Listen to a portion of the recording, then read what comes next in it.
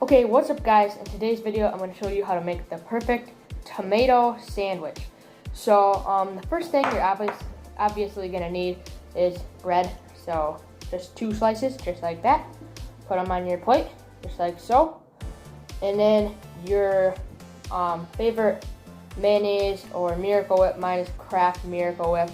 I'm not a big fan of mayonnaise. I would prefer Miracle Whip over mayonnaise, but here it is, Kraft Miracle Whip. What you're gonna do with that, you're just gonna spread that on your bread however much you like. Just like so.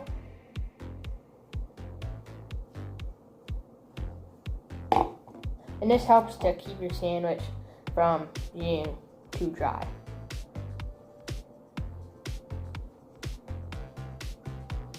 Feel free to put on whatever brand or type you like best, because basically this is a guide meant so you can personalize your sandwich with whatever you like with the best ingredients.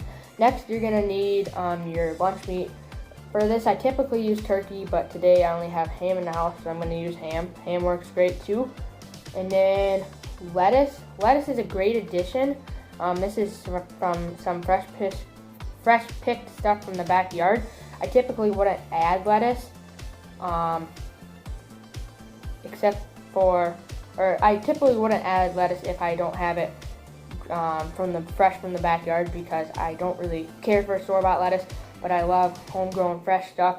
So if you can add that, great, and it will benefit your sandwich. Also, another thing you can add, but I'm not going to add today, is cheese. My favorite cheese is mozzarella cheese, but again, it's all about personalizing your favorite sandwich, and so add whatever cheese you like. I would typically add mozzarella cheese, but I'm not going to today. And then the last thing you need, obviously, is the tomato. The tomato is really what makes or breaks your sandwich. If you don't have a decent tomato, well then forget about having a really good sandwich.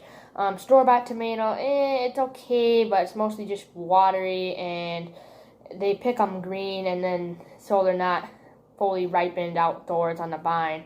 So the best thing you can do is grow your own tomatoes, but if you can't grow your own, or you don't have access to them, try to get them from a farm stand right on the farm. A produce stand, they might pick them up in the store and then resell them for more, trying to make it look like a bargain, because it would be trying to make it look like it's fresh tomatoes, but it's really not. It's from the store. So today I'm going to use Brandy Boy tomatoes that I grew in my own garden. They are just delicious. And really, just look at this tomato. I mean, look at how meaty it is and bright. And this is just the best tasting tomato you will ever taste. Probably. I don't know, it's the best tomato I've ever had for sure. And then really just add anything else you'd like to add. You could add other veggies. You could add other kinds of tomatoes, as long as it's homegrown and it's not like a worm or anything. But Brandy Boy is a lot more flavorful than even any other beefsteak I've ever tasted.